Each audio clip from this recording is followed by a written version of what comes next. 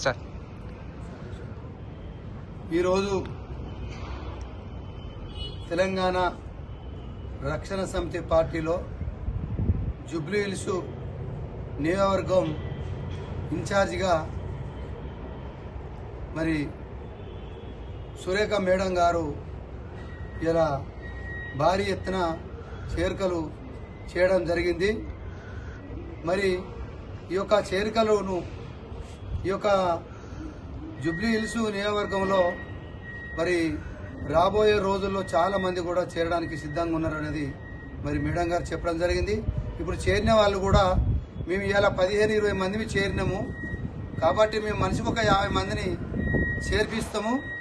ఈ తెలంగాణ రక్షణ సమితి పార్టీని బలోపేతం చేయడానికి మేము సిద్ధంగా ఉన్నామనేది ఈరోజు చేరిన వాళ్ళ ఒక సంతోషంగా మాకు చెప్పడం జరిగింది. కాబట్టి